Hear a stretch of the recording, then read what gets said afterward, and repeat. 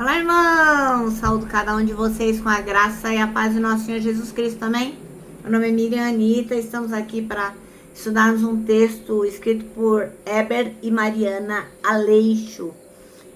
Os dois escreveram esse texto para o Manancial, que é uma publicação da União Feminina Missionária Batista do Brasil, que oferece 365 meditações, uma para cada dia do ano.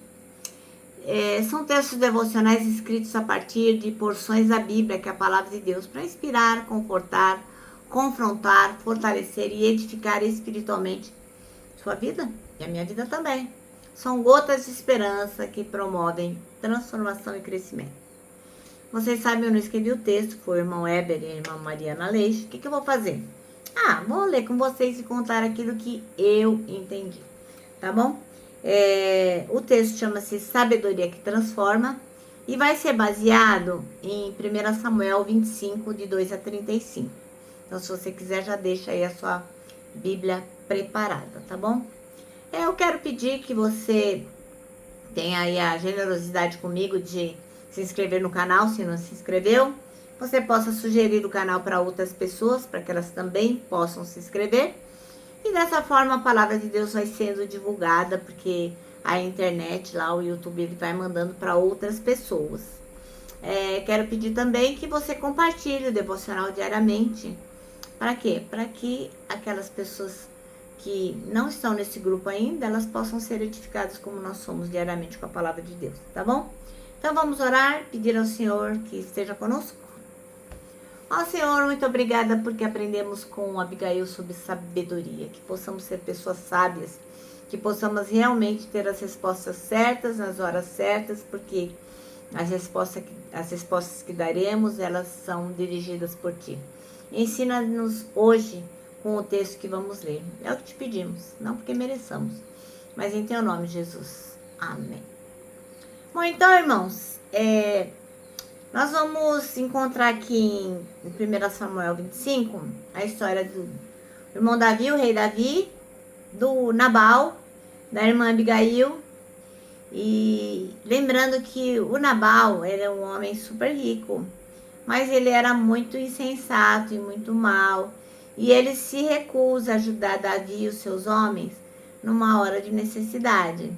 Então o irmão Davi ele fica com muita raiva e fica com vontade de se vingar. Ele está decidido a se vingar. Mas nesse momento, Abigail, a irmã Abigail, que era esposa do Nabal, ela intervém com humildade, com sabedoria e com coragem. Então ela vai lá, leva presente, fala com mansidão e lembra o irmão Davi da chamada divina dele. Lembra, né, que ele é rei de Israel. E aí a sua atitude, então, evita derramamento de sangue e transforma totalmente a situação. Então, qual é a mensagem sobre a sabedoria que transforma? Primeiro, a sabedoria evita destruição. A irmã Abigail, ela mostra que uma palavra sábia pode desarmar a ira e mudar destinos. Humildade como força. A irmã Abigail, ela se coloca numa posição de humilde, de serva, reconhecendo a gravidade da situação. Mas ela não perde a dignidade. Ela se coloca humildemente, mas ela mantém a sua dignidade. Coragem para agir. Poxa, a gente não pode esquecer que ela era uma mulher num tempo em que mulher não mandava nada, né? E o irmão Davi reconhece que Deus usou a irmã Abigail para impedir que ele cometesse a injustiça que ele estava prestes a fazer. A sabedoria dela transformou não apenas a situação, mas também o coração do irmão Davi. Isso é um exemplo para nós, né? A verdadeira sabedoria não é apenas conhecimento, mas discernimento aplicado com amor, humildade e coragem. E qual é a palavra de encorajamento que eu deixo para você? Bom, a história da irmã Abigail nos ensina que a sabedoria que vem de Deus transforma ambientes e transforma corações. Que neste novo ano, janeiro termina aqui, né? Que você seja como Abigail. Alguém que leva paz onde há conflito, que fala com mansidão diante da ira, que agem com coragem diante das adversidades. A sabedoria divina em sua vida será fonte de transformação, evitando destruição e abrindo caminhos de esperança. Que cada palavra sua seja luz e cada atitude seja ponte de reconciliação e vida. Amém? Então vamos ler. Pega aí a sua Bíblia, são 35 versículos, 33, né? Então, é bom que você acompanhe na sua versão. E diz assim: depois disso, Davi saiu e foi para o deserto de Parã. Havia um descendente de Caleb chamado Nabal, da cidade de Maom, que ganhava vida na cidade de Carmelo. Ele era muito rico. Tinha 3.000 ovelhas e 1.000 cabras. A sua mulher se chamava Abigail. Ela era bonita e inteligente, mas ele era mau e grosseiro. Nabal estava em Carmelo, cortando a lã de suas ovelhas. Davi estava no deserto e soube disso. Então enviou 10 rapazes a Carmelo, com ordem de encontrarem Nabal e o cumprimentarem em nome dele. Mandou que dissessem o seguinte: meu caro amigo, Davi lhe manda saudações, desejando tudo de bom para o senhor, a sua família e tudo que é seu. Ele soube que o senhor está cortando a lã das suas ovelhas e mandou lhe contar que seus pastores estiveram com a gente e nós não lhe fizemos nenhum mal. Durante o tempo que estiveram em Carmelo, não roubamos nada do que era deles. Pergunte a eles e contarão. Davi pede para o Senhor nos receber com amizade, porque viemos aqui num dia de festa. Assim, por favor, dê o que puder a nós, os seus criados e ao seu querido amigo Davi. Os homens de Davi foram e deram recado a Nabal, em nome de Davi. Então ficaram esperando, e Nabal respondeu: Davi, filho de Jessé, quem é ele? Nunca ouvi falar nele. Hoje em dia há muitos escravos que fogem dos seus donos. O meu pão, a minha água e os animais que matei para dar aos meus empregados, eu não os darei a homem que eu nem sei de onde vieram. Os homens de Davi voltaram e contaram o que Nabal tinha feito. Então Davi disse: ponham as suas espadas nos cintos. E todos obedeceram. Davi também pegou a sua espada e saiu com mais ou menos 400 dos seus homens, enquanto 200 ficaram atrás com a bagagem. Um dos empregados de Nabal disse a Abigail, a mulher de Nabal: a senhora soube? Davi enviou do deserto uns mensageiros com saudações para o nosso patrão, mas ele os tratou mal. No entanto, eles têm sido muito bons para a gente.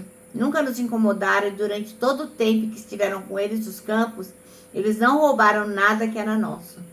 Eles nos protegeram dia e noite todo o tempo que estivemos com eles, tomando conta dos nossos rebanhos.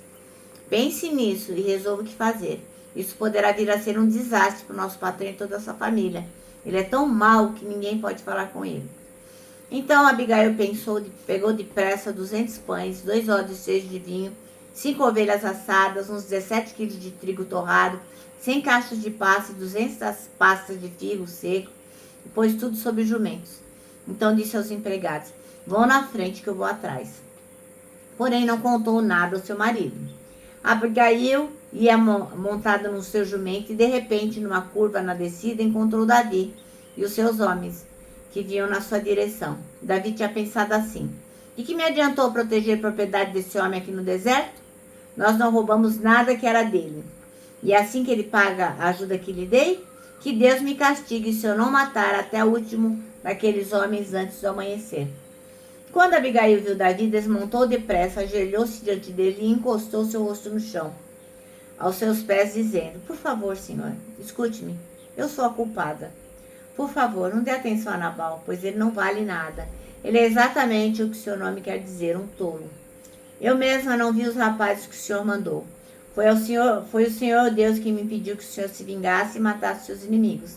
Agora eu juro pela vida e pela vida do Senhor, que todos os seus inimigos e todos os que querem prejudicá-lo serão castigados como Nabal.